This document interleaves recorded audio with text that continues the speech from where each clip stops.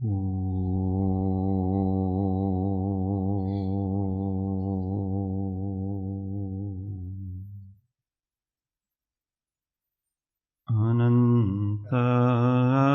अनंत भाव भेद थी भरेली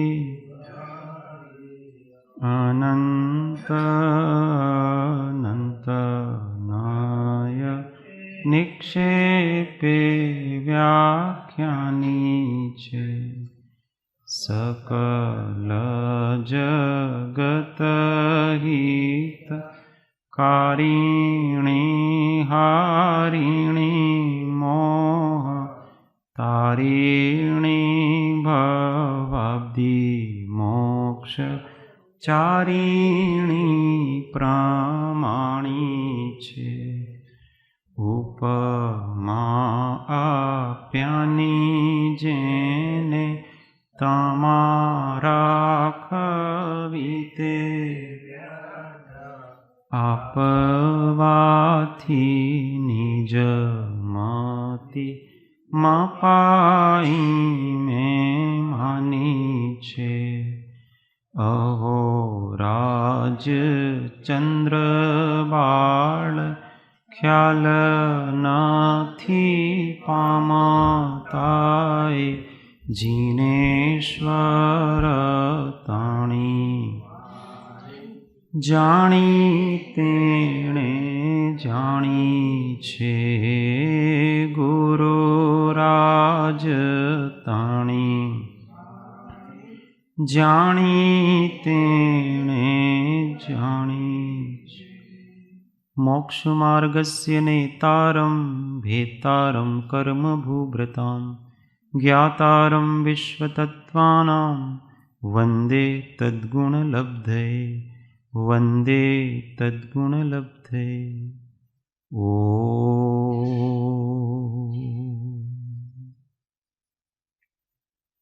जय सद्गुरु।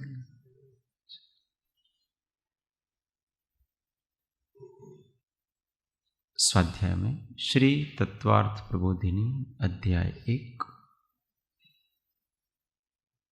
दूसरे सूत्र का विवेचन। सम्यक्त्व के सद्भाव में चारित्र गुण का परिणमन किस प्रकार से हो रहा है, इसकी विचारणा चल रही। पृष्ठ संख्या 41 हिंदी में, गुजराती में 35। उपरोक्त पांचों के अतिरिक्त भी कई गुण प्रकट होते हैं, जिनमें निशंकित्व आदि 8 अंग प्रकट होना तथा शंकादि 25 दोषों का नाश होना मुख्य है। अति संक्षेप में इनका भी उल्लेख करते हैं।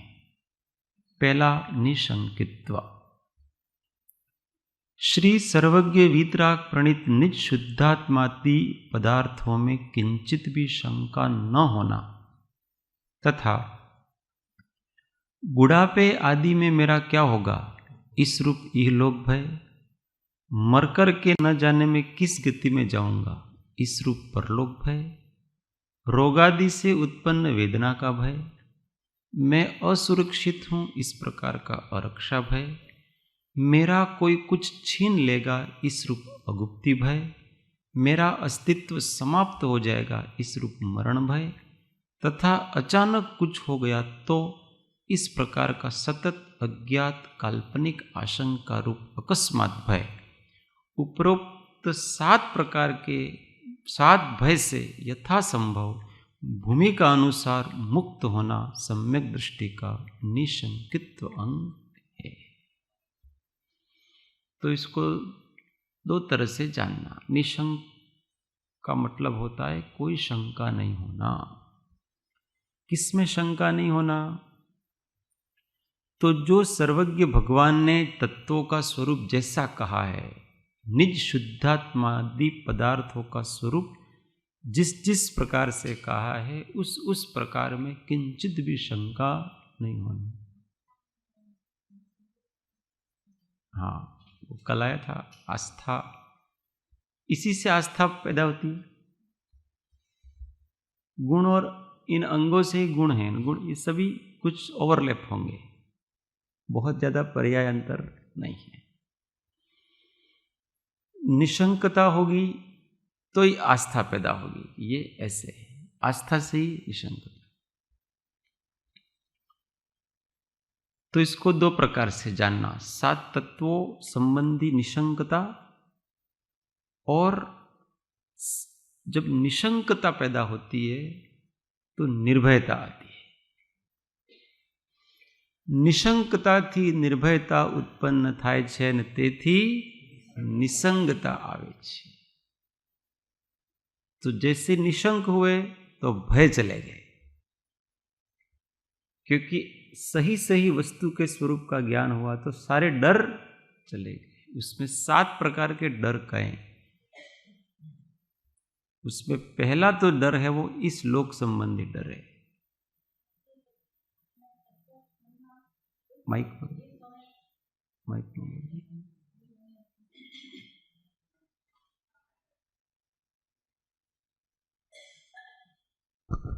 આપણે તત્વ વિચારણામાં શ્રદ્ધા હોય, ભલે બૌદ્ધિક શ્રદ્ધા હોય કે જે કાળે જે બનવાનું છે જ બનવાનું છે ને હું અજર આત્મા છું, પણ છતાં એકદમ આપણે ડરનો ઝટકો લાગી જાય, માનો કે વાંદરો આવ્યો અને ઝટકો લાગે તો આપણે એટલે આપણી શ્રદ્ધા નથી કે नहीं, उसमें ऐसा नहीं है, ये चारित्रिक संस्कार है।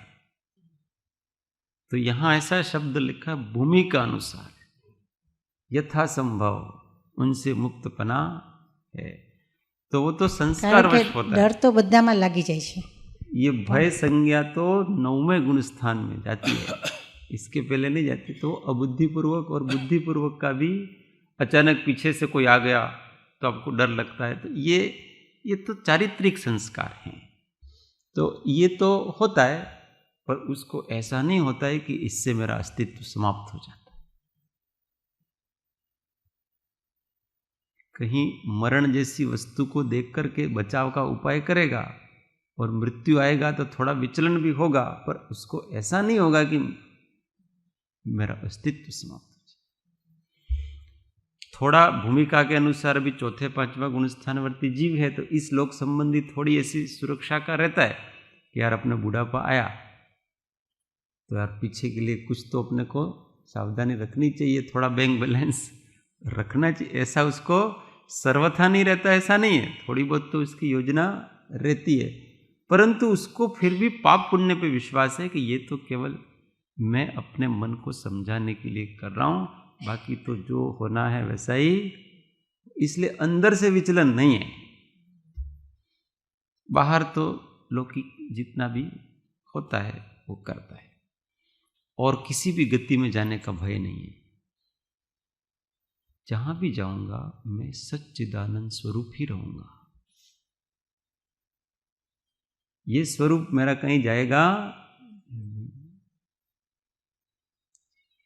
और इस कारण से वेदना से भी नहीं डरता है। दुर्गति में जाने के लिए क्यों डरता है व्यक्ति? पता है, नरक में जाऊंगा, वेदना होगी, त्रियंच में जाऊंगा, ऐसा दुख होगा।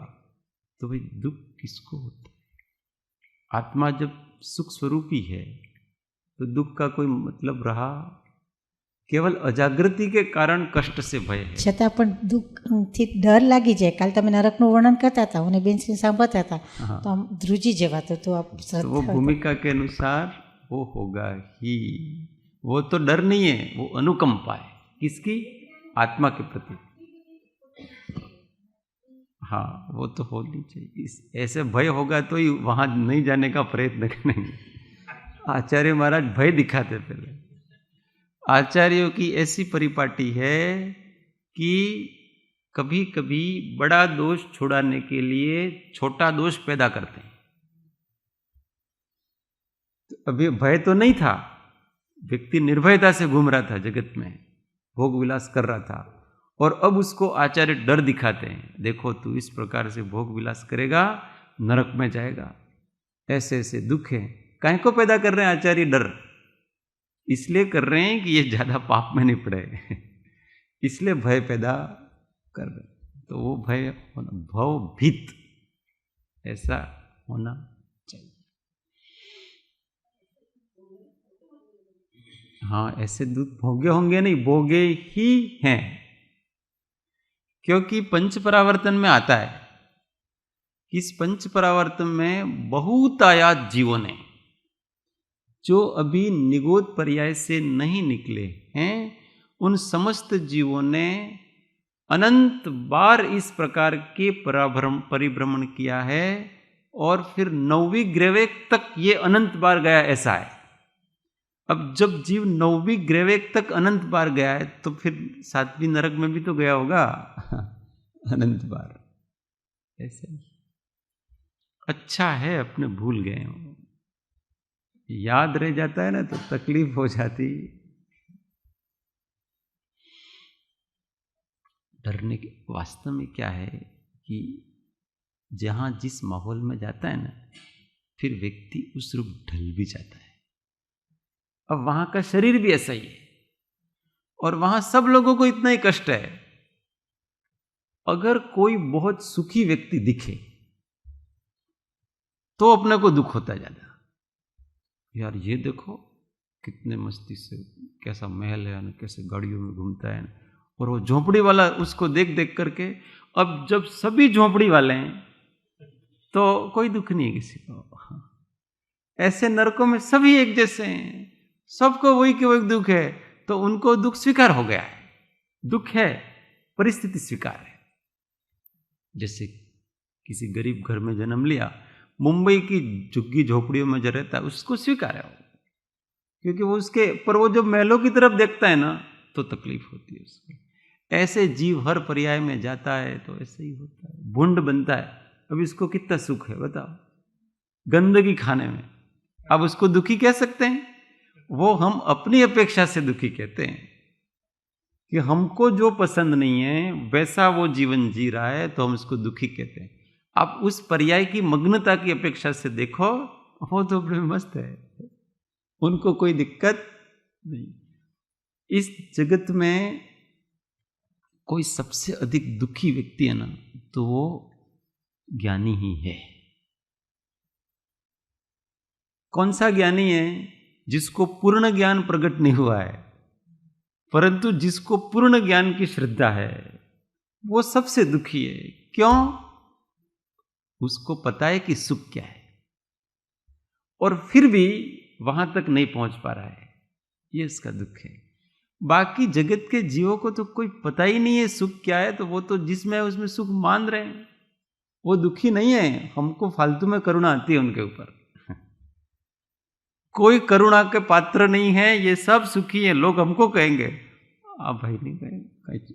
वैसे साहिब जी कैसेट में आता है दुनिया के लोगों को मुनियों के बारे में, सब कपड़ा नहीं बेचारा, खावा नहीं मिलता बेचारा, वो अपने ऊपर करुणा रखते हैं संसार के जीव, और हम है कि उनके ऊपर करुणा रखते हैं।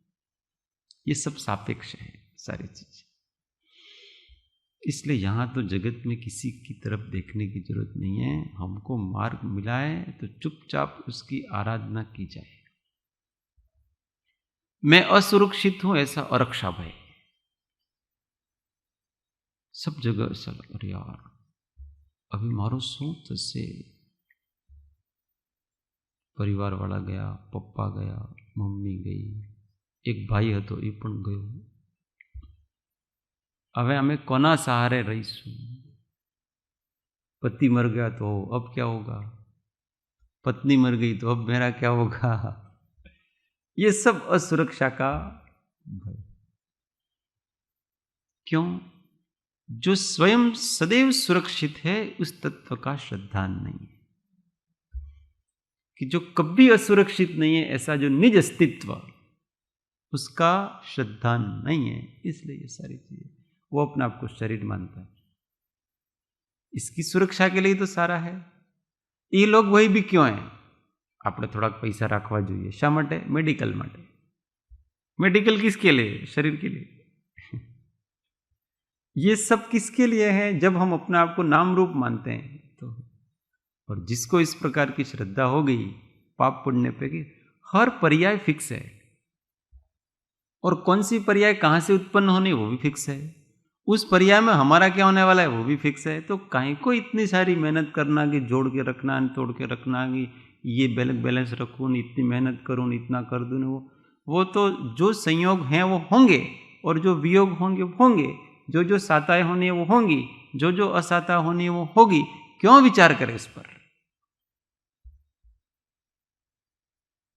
क्षणवार पण भविष्यનું ख्याल रहतो નથી, ऐसा कृपालु जी। एक क्षण के लिए भी भविष्य में क्या होगा इसकी चिंता नहीं रहती, केवल उस वर्तमान परिणति को शांत भाव से वेदन करते हैं, मुक्तपने का अनुभव करते हैं। इसलिए जब तक ग्रह व्यवहार है, संसार है, तब तक थोड़ी बहुत चिंताएं तो रहेगी, पर अंदर श्रद्धा में ऐसा बराबर फिट कर लेना चाहिए। श्रद्धा से सुख पैदा होता है, जिसकी श्रद्धा नहीं होती है ना उसको चल विचलपना होता है। श्रद्धा अंदर है तो ठीक है, ये सब व्यवहारिक रूप से अपन कर रहे हैं, बाकी तो जो होना है वो ही होगा, पक्का है। पर ऐसा जानते हुए भी व्यक्ति बहुत अधिक करता रहता है व्यवहार में, इसका मतलब उसको श्रद्धा नहीं। जब आपको श्रद्धा हो ही गई, मैं मरूंगा ही नहीं ऐसा हो ही गया, तो फिर काहे को इधर उधर जीने की कोशिश कर रहे हैं? क्यों इतने सारे साधन सुविधाएं लगाए रखी हैं? ऐसा सोचने से जीव असंग होता है, निसंग होता है, तप त्याग में लगता है, संयम में लगता है, इंद्रियों का निरोध करता है, परिग्रह आरंभ परिग्रह कम करता है, ऐसी सोच होने से, ऐसी श्रद्धा होने से। नहीं तो टाट लागसे, सर्दी આવી છે એટલે सर्दीना टोपी काढ़ो, मोजा काढ़ो, शॉल काढ़ो, जैकेट काढ़ो, બધું काढ़ो अंदर से। और फिर जब हो जाता है, सर्दी चली गई, तो उसको सुरक्षित रख देते हैं। क्यों? अगले साल काम आएगा। अब वो काम आ रहा है केवल 1 महीने के लिए, आपके 1.5 महीने के लिए काम आ रहा है। सर्दी तो 1-2 महीने पड़ती है, और 10 महीने का परिग्रह इकट्ठा करके रखा है उसने। उसका बोझ किसको लगेगा? तो भाई ठीक है, जब सर्दी आएगी उस समय ले आएंगे, अभी ये हमारा काम नहीं, अब आप रखो, उसको बांट दिया जाए। नहीं, जिसको जरूरत दान दे दो उसको। हमको सारे ऐसे नहीं है कि जिनको नहीं चाहिए, बहुत सो को दुनिया वालों को चाहिए, हर वस्तु चाहिए, क्योंकि वो संसारी सुख के लोभी है ना। दान इसी का नाम है। जिसको आवश्यकता है वो दिया जाए, उसका नाम दान है। उसको आवश्यकता इसलिए तो दे रहे हैं अपन कि भाई अवे तुम्हें रखो, नेक्स्ट ईयर देखा जाएगा, उस समय का जैसी परिस्थिति आएगी ऐसा देखा जाए। ऐसा है ना, फक्कड़ जैसा जीवन होता है ज्ञानी। कोई बहुत सुरक्षाएं नहीं रखते हैं किसी चीज की, कोई बहुत योजनाएं नहीं रखते। अपन तो भोजन भी कोई अच्छा हो तो अच्छा लगा ना, मिठाई अच्छी है, शाम को खाएंगे, फिर बचा के रखा है इसको, शाम को क्या परिणाम होंगे क्या नहीं। अब इसका मतलब एक आश्रव तो जरूर कर लिया खाने का, इतनी वासना तो आपने तुरंत ही कर ही ली। इसका मतलब आपने अपने मुक्त स्वभाव को तो बांध ही लिया, इतना तो पक्का ही हो गया। हम किसी भी प्रकार के भोग की अथवा कोई भी योजना करते हैं तो इसका मतलब आत्मा को उतने समय तक तो आपने बांध ही रखा है, उतने समय तक तो आपका आत्मा मुक्त नहीं हो सकता है, और मुक्त भाव का एहसास भी नहीं कर सकता है। भले आप कितना भी ध्यान लगा लो, पर अंदर वासना। बैंक में आप 1,00,000 रुपये 5 लाख रुपये डाल के आए हो और इधर ध्यान करते हो, वो एक शुद्ध सदा रूपी ज्ञान दर्शन मैं करे, पर सारा ज्ञान दर्शन बैंक में पड़ा है। आपने अपने आप को बांध रखा है उससे, उन 5 लाख रुपयों से। वो वासना बंधी हुई है अच्छी तरह से। हमेशा मुक्त भाव का एहसास करना है तो हमेशा निसंग रहो।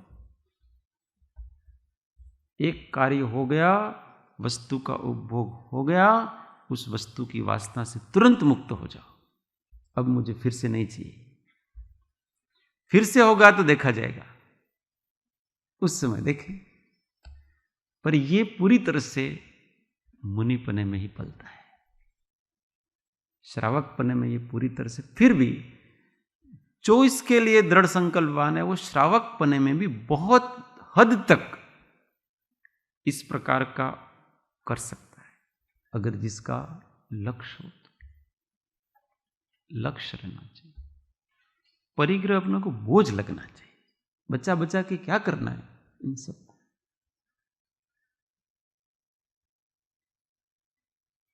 खाली होने में ही अच्छा है।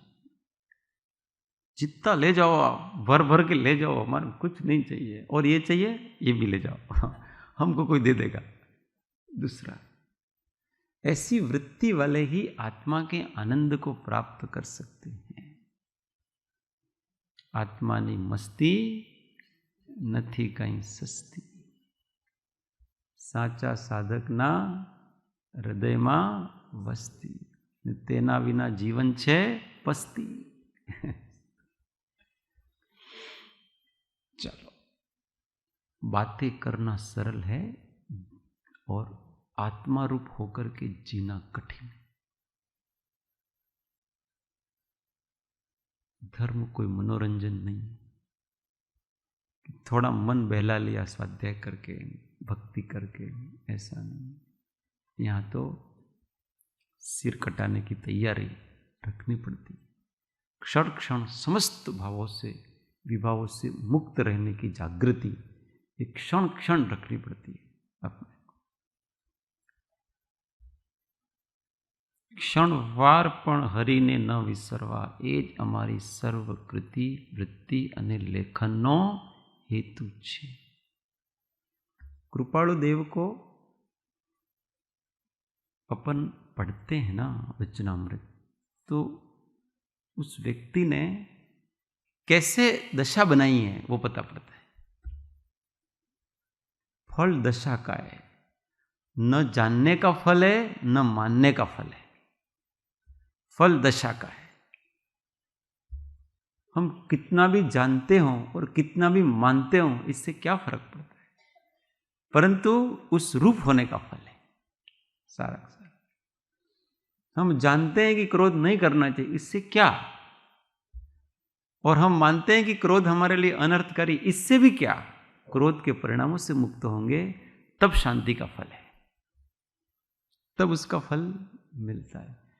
ऐसी तीव्र वैराग्य भाव लेकर के चारित्र की ओर अग्रसर होने का प्रयत्न करना चाहिए। पर जीवों को चारित्र ऐसा कहते हैं तो उनको वो याद आता है, उपवास करवाना, पछी व्रत धारण करवाना, इसी को वो चारित्र कहते हैं। बस वो सब ग्रहण कर लिया। अभ्यंतर चारित्र का स्वरूप कुछ अलग है, और वो जब तक समझ में नहीं आता है जीव को, तब तक कितना भी कुछ कर लो ना, क्या फर्क पड़ता। वृत्ति, असंग वृत्ति की चाहत होनी चाहिए। इन सब की चाहत नहीं है हमको असंग वृत्ति की चाहत है, और वो असंग वृत्ति की जिसको चाहत है उसके जीवन में सब अपने आप। और इन सब का मूल है सतत आत्मा का उपयोग। मेरा कुछ कोई छीन लेगा, इस रूप अगुप्ति भय। अगुप्ति का मतलब होता है मेरे पास कुछ ऐसा है जो छुपाने जैसा है, गुप्त है, और वो कोई मेरे को छीन लेगा बस, तो ये अगुप्ति भय। जैसे पैसा है वगैरह जो अपने पास गुप्त चीजें हैं। तो आत्मा में क्या गुप्त है? कुछ भी तो गुप्त नहीं, सब कुछ जैसा है वैसा है। इसलिए आगे की भूमिका में जब मुनिपना आता है तो शरीर को भी गुप्त नहीं रखते हैं। धन दौलत पैसा ये तो बात ही हो गई अलग, शरीर को भी गुप्त नहीं रखते हैं, ये वस्त्र भी हटा देते हैं। क्योंकि गुप्त रखने जैसा है क्या? जिसको भी अभी ऐसा होता है कि मेरे शरीर के कुछ अंग हैं वो तो गुप्त अंग हैं, उनको गुप्त रखना चाहिए। कुछ अंग को गुप्त नहीं रखे तो चलेगा, ऐसा है, उसको अभी तक देह बुद्धि है। उसको सारा का सारा पुद्गलमय दिखता नहीं है, पर ये तो सिर से लगा करके पांव तक सब कुछ पुद्गल है। अब आप उसको किसको ढक के रखो ना किसको उजागर रखो, ये निर्ग्रंथपना है। ये जो पुद्गल से जो लज्जा आती है ना दिखाने से, वो लज्जा समाप्त हो जाती है।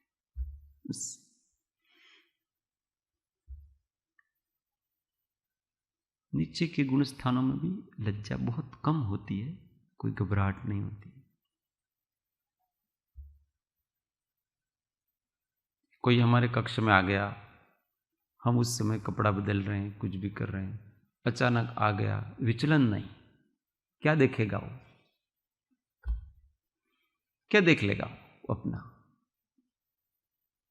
ऐसी श्रद्धा पर भूमिका मुनिपने की नहीं है, तो वस्त्र आदि रखना अलग बात है, पर शरीर को लज्जा के कारण नहीं ढका जा रहा है। शरीर को वस्त्र, इतना दुर्बल है शरीर, इसलिए रखा जा रहा है, लज्जा के कारण से नहीं रखा जा रहा। ये सब आगे की भूमिका में अपने को पता पड़ेगा सारी चीजें। इसलिए स्त्री पर्याय में 5वें गुण स्थान से आगे नहीं आता, इसलिए कहा है, क्योंकि ये लज्जा जा ही नहीं सकती। स्त्री पर्याय में ये लज्जा उस पर्याय में जा ही नहीं सकती, किसी भी प्रकार से नहीं जा सकती। क्यों? पर्याय की ऐसी ही योग्यता है। ये सब विज्ञान है वीतराग होने के। मेरा अस्तित्व समाज हो जाएगा, इस प्रकार का मरण भय, मैं खत्म हो जाऊंगा। पर यहां जब मेरा ऐसा कहेंगे तो मेरा तो है ही, और अस्तित्व कहां चला जाएगा। तथा अचानक कुछ होगा, यह सबसे बड़ा व्यक्ति कौन है? ये अबुद्धिपूर्वक रहा करता है। मेरा अकस्मात कुछ हो जाएगा तो गाड़ी में बैठा है, कल्पना करता है, अरे यार कहीं एक्सीडेंट हो गया तो, ये प्लेन में बैठा हो ना, कोई प्लेन क्रैश हो गया तो, ये तो शब्द है ना, वो अज्ञात भय है, हमेशा लगा रहता है पीछे पीछे उसके। ये सब किसके कारण से लगा रहता है?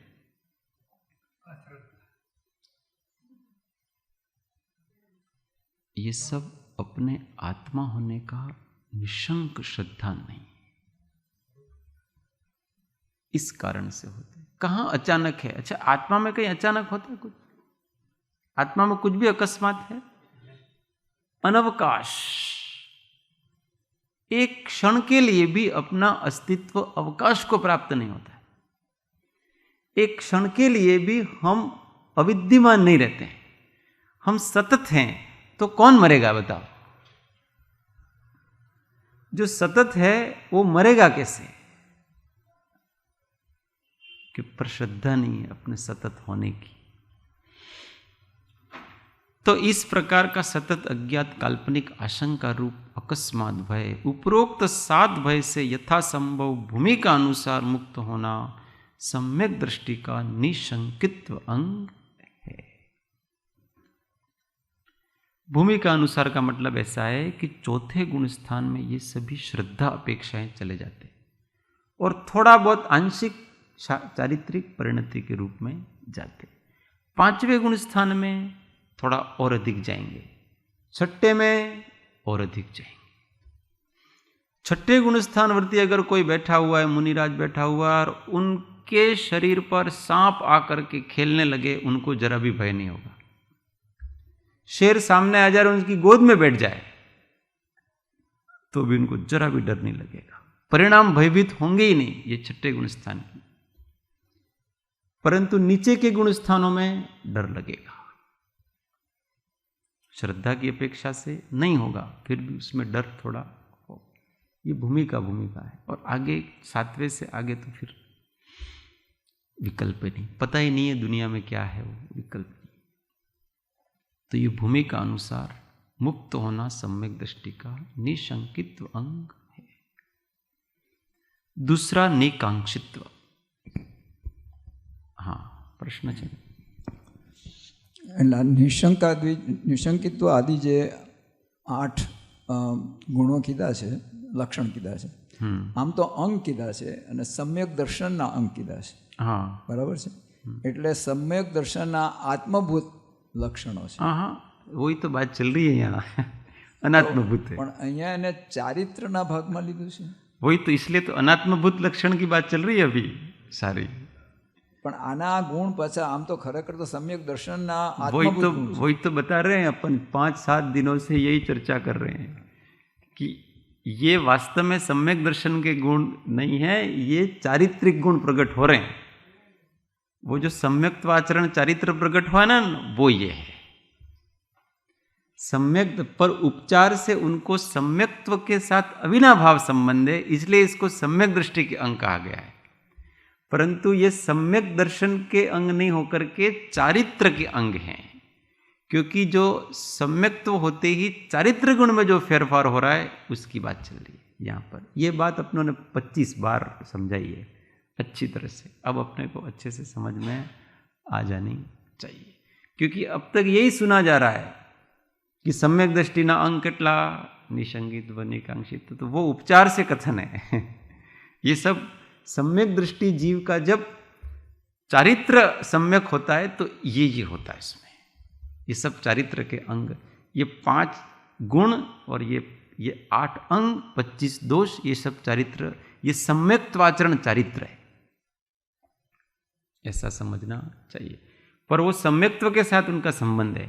जब तक सम्यक्त्व रहेगा तब तक ये रहेंगे, और सम्यक्त्व नहीं रहेगा तब तक ये नहीं रहेंगे. इसलिए उसका लक्षण कहा है, इससे इसकी पहचान. नहीं, ये त्रिकाल लक्षण है ना.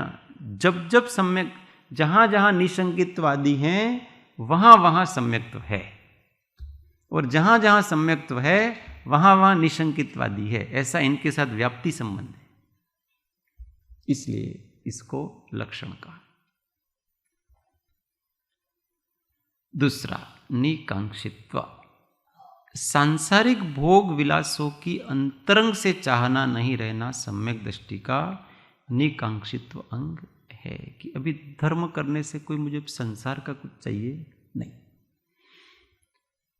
तीसरा, निर्विचिकित्सा. इसके बारे में बहुत चर्चा होगी, इसलिए अपन बहुत अधिक डिटेल नहीं करते इसका. निर्विचिकित्सा, मलिन मुनि तन या कोई भी मलिन वस्तु देखकर अंतरंग से घृणा या जुगुप्सा नहीं होना सम्यक दृष्टि का निर्विचिकित्सा अंग है. देखो, इसमें इतना 4-5वें गुण स्थान में ऐसा समझना कि केवल मलिन वस्तु को देख करके घृणा नहीं होना, ये पूरा लागू नहीं होगा उसके ऊपर. यहां केवल मलिन मुनि तन देख करके घृणा नहीं होना, ये पूरा लागू होगा उसके ऊपर. दूसरी वस्तुओं में घृणा हो सकती, कोई आप गंदगी देखो, कोई पुद्गलिक, उसमें घृणा 4-5वें गुण स्थान वाले को हो सकती है, किंचित 6ठे गुण स्थान वाले को भी हो सकती है, परंतु मुनि के मलिन शरीर को देख करके नहीं होगी, क्योंकि वो धर्म का आयतन है, और धर्म के आयतनों में घृणा उसकी होगी नहीं. ये सम्यक दृष्टि का निर्विचिकित्सा अंग है. किसी के मल को देख करके, वमन को देख करके घृणा हो सकती है, पर वही चीज मुनि की है वो नहीं होगी. किसी धर्मात्मा की है वहां नहीं होगा उसको. मुनि में फिर सब देख लेना सम्यक दृष्टि से लगा करके, 4, 5, 6, 7वें गुण स्थान तक सभी का देख लेना. धर्मात्माओं में घृणा नहीं होती है उसकी, धर्मात्माओं के शरीर के प्रति भी घृणा होती नहीं है. क्यों? क्योंकि प्रीति है ना उनसे, धर्म से और धर्मात्मा से.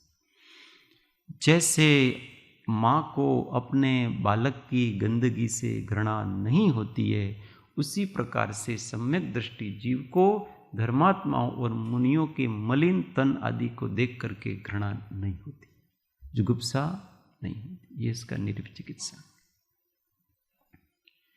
चौथा, अमूढ़ दृष्टि. परमात्म तत्व के साधक महात्माओं तथा परमात्म तत्व प्राप्ति का साधन धर्म, इन 3 तत्वों के स्वरूप संबंधी अयथार्थता का नाश हो जाना सम्यक दृष्टि का अमूढ़ दृष्टि अंग है. तो पहले तो परमात्मा देव, उसके प्रति कोई मूढ़ता नहीं है। जैसा स्वरूप बताया है सर्वज्ञ वीतराग अष्टादश दोष से रहित, वैसा ही उसको श्रद्धान है। फिर परमात्मा तत्व को साधने वाले जो साधक हैं, चौथा पांचवा छठा गुण स्थानवर्ती जितने हैं, उनके प्रति इनका स्वरूप ऐसा है, साधु का स्वरूप ऐसा होता है, श्रावक का स्वरूप ऐसा होता है, सम्यक दृष्टि का स्वरूप ऐसा होता है, इसमें मूढ़ता नहीं है जरा भी। और जो धर्म है भगवान के द्वारा बताया गया, उसमें कोई किसी प्रकार की मूढ़ता नहीं है। तो ये 3 प्रकार की मूढ़ता नष्ट हो जाती है, उसको अमूढ़ दृष्टि कहते हैं। 5वां उपगुहनत्व, धर्मात्माओं के दोषों को प्रकट नहीं करना तथा अपने गुणों की उत्कृष्टता को सहन करना अथवा अपने आत्मिक गुणों की शुद्धि वृद्धि करते रहना उपगुहनत्व या उपब्रहण अंग है। तो धर्मात्माओं के दोषों को प्रकट नहीं करना, कहीं धर्मात्माओं के सबकी बात नहीं कर रहे, सामान्य व्यक्ति होगा उसका दोष हो सकता है वो प्रकट करे, यहाँ केवल धर्मात्मा की बात है। सम्यक दृष्टि के अंग में यहाँ केवल धर्मात्मा लेना चाहिए, बाकी लेना उसका कोई दुश्मन है, कोई राजा महाराजा से, तो वो तो करेगा, दोष ही बताएगा उसको, तेरा ये दोष है, दूसरों को भी बताएगा इसमें ये है वो है। पर यहाँ धर्मात्माओं के दोषों की किसी प्रकार से कोई निंदा नहीं की जाएगी, प्रकट नहीं होगा तो भी। क्यों? क्योंकि उससे धर्म की हानि होती है, धर्म की अप्रभावना होती है, और सम्यक दृष्टि जीव को धर्म से प्रेम है। तथा अपने गुणों की उत्कृष्टता को सहन करना, अपने में अंदर कोई बहुत सारे अच्छे गुण प्रकट हो तो उसमें भी धीरज रखना, गांभीर्य रखना।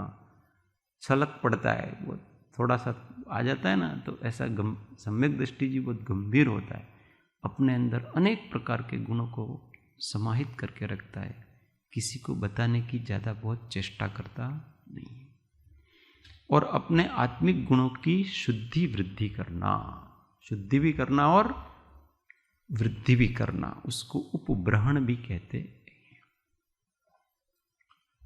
कठिन है ये सारा।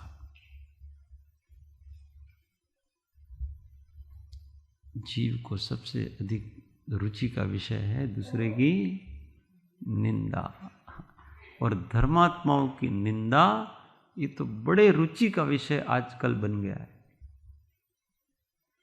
यहाँ एक कोई चैनल चलता है, मेरे को किसी ने पता नहीं, उसमें वो भाई आता है तो सारी की सारी नेगेटिव बातें ही बताता है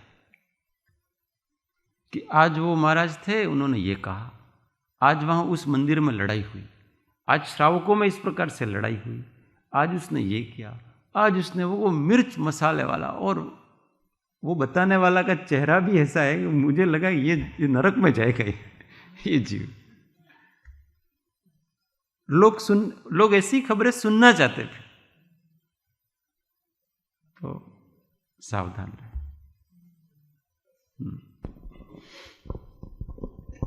આજે ઉપગૌણત્વ અને ઉપભ્રુવણ બંનેના અર્થ જુદા છે। हाँ, उपगौहनत का मतलब दोषों को छुपाना, हाँ, उपब्रहण मतलब अपने गुणों को बढ़ाना, ये उपब्रहण का होता है। ब्रहण मतलब वृद्धि।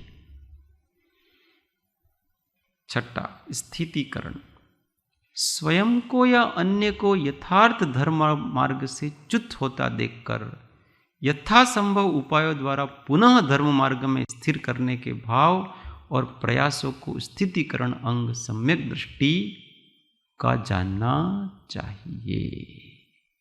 कि स्वयं को या अन्य को यथार्थ धर्म मार्ग से जब च्युत होता दिखे तो वापस उसको धर्म मार्ग पर लाने का प्रयत्न करना चाहिए। प्रयत्न कैसा करना चाहिए? बहुत ही निर्लिप्त होकर के, नहीं तो कभी कभी अपन कषाई हो जाते। कषाय करके बहुत प्रयत्न करने का, वो अगर वापस आना चाहता है और अपना थोड़ा बोझ से वो समझ सकता है तो, नहीं तो तुम्हारे आम तो से अंत में नरक में जैसो, और खुद कषाई हो रहा है उसके। ठीक है भाई, अब हमको ऐसा लगता है, आपको जैसा योग्य लगे फिर ऐसा कर। और वो अपने फिर अपन जो कहते हैं उसके अनुसार वो नहीं चलता है तो अपने को उससे द्वेष हो जाता है।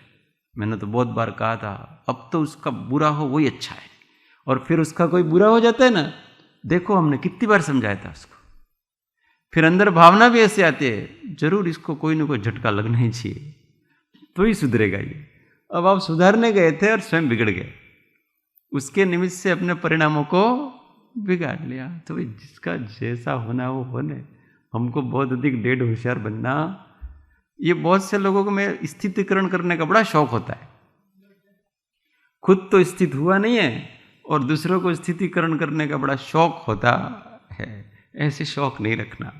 हाँ, अपनी सामर्थ्य हो, कुछ कर सकते हैं उसके लिए तो करना है। जैसे कोई सत्संगी है, अब कोई ऐसी आर्थिक तंगी में आ गया, घाटे में आ गया किसी कारण से, अब उस कारण से क्या है कि उसका बेचारे का सत्संग छूट गया, क्योंकि अब दूसरा काम करना पड़ता है ना उसको।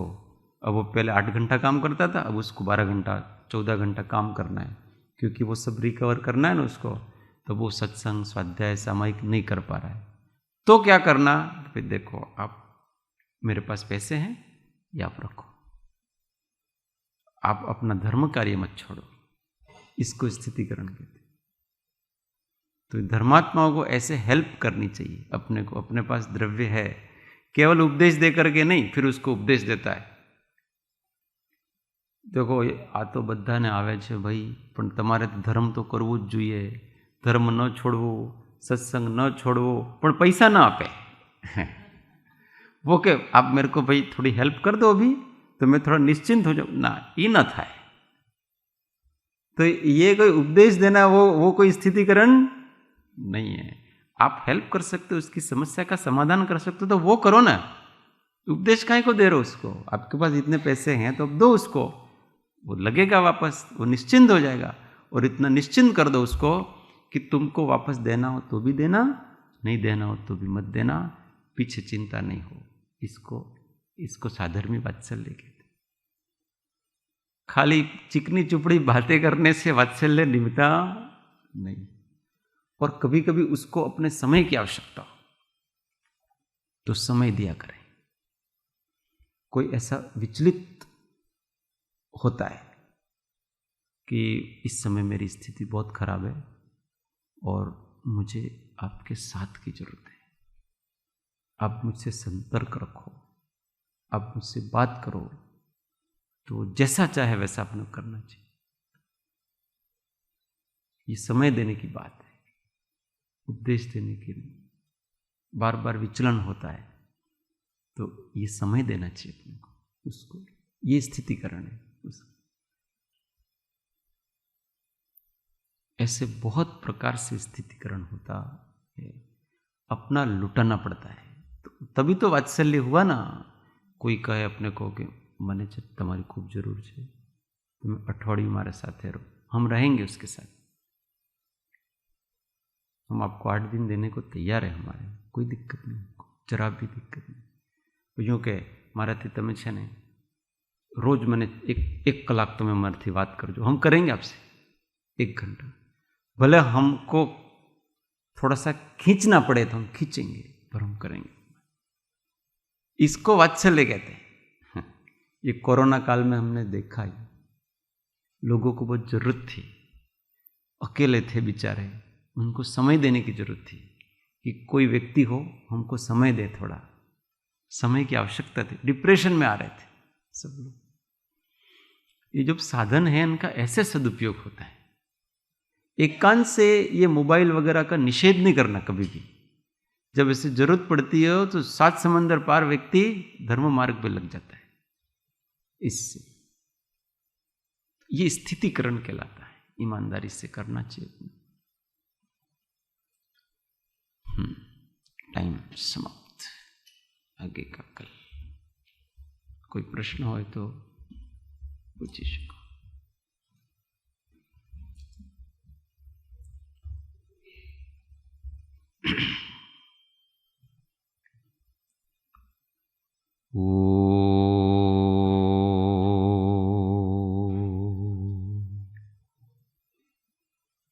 सुख धाम अनंत सुसंत जहि दिन रात्र रहे तध्यान पर शांति अनंत सुधामय प्रणमो पद तेवर तेज ओ प्रणमो पद तेवर तेज।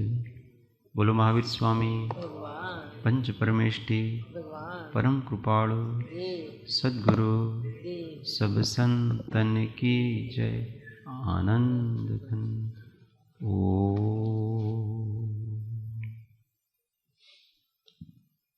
जय सद्गुरु।